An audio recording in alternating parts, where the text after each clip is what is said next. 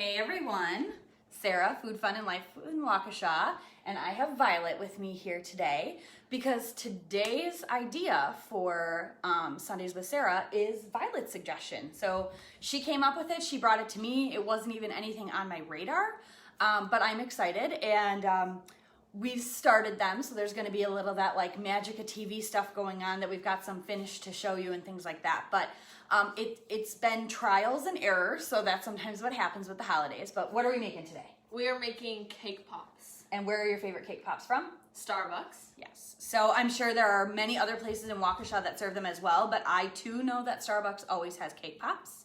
And so they're really easy to recreate. The part of it, the hardest part is getting it to stick to the stick. That's what we've noticed so far. So it's as simple as a boxed cake mix. Feel free to use your own homemade cake mix if you want to, but just bake a cake. Violet, you chose a white cake mix, and then we're gonna use also white frosting, but I just made a 9 by 13, and then you need to bake it, let it cool completely, and then plop it out of the pan. And when I say plop it out of the pan, it doesn't matter if it tears or not because you are gonna crumble it. You gotta get all of the cake to break apart. But the area of the cake that you don't want to use is the browned outside at all. So as you can see on this piece, how it tore out of the cake, I've got the brown and the brown here. So I'm just gonna go with my knife very thinly and shave all of that off of the cake on both sides and shave off all of the edges. And then Violet gets the fun part of being able to mash it all apart and to add in the frosting. Again, you can use canned frosting. I did make a homemade frosting because the only canned frosting I had was chocolate, and that's not the flavor we were going for here. So, whoop, the end fell off. That's all right. Again, it does not matter how you tear it. I kind of feel like I'm on like the cake shows on the Food Network right now, like those competitions, and I gotta make it nice and flat. A little bit of brown here and there, not an issue at all. But I'm just gonna get that off, and I'm gonna let Violet do her crunching magic. So, you want it finely crumbled. If you have an issue of yourself touching the cake, sometimes people don't like that texture, you can use your food processor and chop it up that way. But she is just basically turning it into a very fine consistency. Some people say you can even use like day-old cake if you wanted to. I made the cake last night. You're adding moisture back into the cake when you add the frosting, so it's not gonna affect the flavor, and it may crumble a little bit better. But she has crumbled it all apart here. I'll just bring that up to the camera so you guys can see.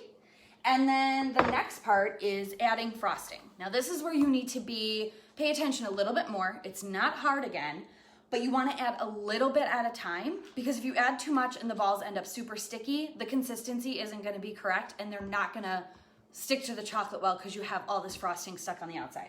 So we basically start with a small amount. She's using her hands, totally fine. That's how we saw it in a video. You can use a spatula and you just want to kind of play with it, feel the texture, and it should be turning into dough.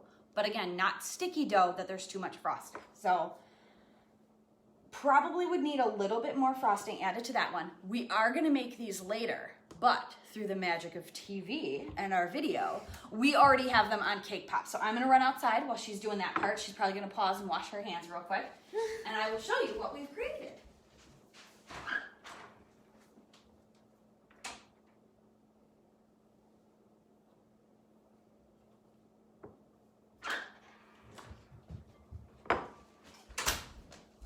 Dun, da, da. I bring to you guys the cake pops on sticks. Now here's where we had a little bit of a struggle.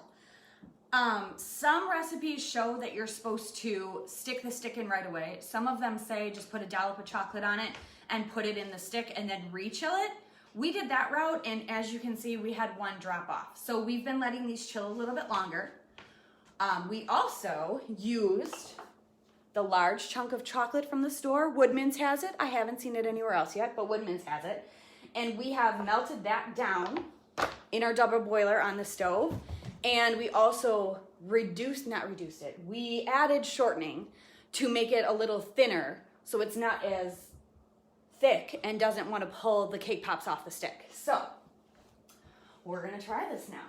So I thought it was gonna make it easier by putting chocolate in a small glass so that you have a deeper area to dip into and you don't have to worry about the huge hot pot on the sink. So I'm gonna get her some chocolate in this cup and we're gonna attempt this. This is the magic of live television, people. This may or may not work. So our chocolate is very thin. I would say I added about a 1/4 cup of shortening to it to really thin it out. And now she's gonna go for it. So she's just gonna stick it in there, get it all coated. Best she can. And then you gotta let the excess drip off because there is gonna be some excess. We are using, this is a top of a junk cooler. We got some food delivered and this is the cooler. I just kind of cut the cooler lid in half. Something I can throw away later, but the cake pop sticks stick into it perfectly. So styrofoam, floral foam, anything like that that you've got laying around your house that the sticks can stick in. If you're not a stick kind of person, that looks pretty good. I think a little bit can glop on there and you'll be okay. But yay, we've got success. But anything you can stick the sticks into. If the sticks aren't working for you, you can gladly just make these as little balls and do it that way. So she's gonna do one more and then this is the holidays. We've gotta have some fun. I have sparkly sugar. I've got red jimmies. I've got little circly color, Christmassy color things. I've got green jimmies. I've got white jimmies. And I've got silver sugar. I'm always loaded up with decorations for the holidays. So what we're gonna do while the chocolate is still soft enough on the outside and not totally lumping up is Violet's gonna get in there and she's gonna decorate them up how she wants to. So we didn't have any finished because we were hoping to give them as much time as possible to chill. So we have less of this kind of ending and more of this kind of awesome ending. But I will definitely show you guys a video when we are all done. Violet, I love the suggestion that you came up with. I think this is something that I'm gonna let you package up and share with your friends. So a little holiday treat because this was all her idea. And we're gonna keep decorating these and like I said, we're gonna put a picture of them up later for all of you. So I hope you guys are in the holiday spirit as much as we are, making some fun decorated treats. You think this is something easy enough that you'd be able to do with your friends? Yeah, for sure. Just maybe melting of the chocolate a little intense because we use a double boiler. You can obviously use a microwave as well to melt your chocolate, but I always like the double boiler. I have a easier time of being able to check the temperature on it and stuff like that, and then just having access to the shortening to be able to thin out the chocolate. But they're looking great. They're staying on the sticks. That's a plus. So we're gonna leave it at that, and I'll show you guys a picture later. But all right, bye. Bye.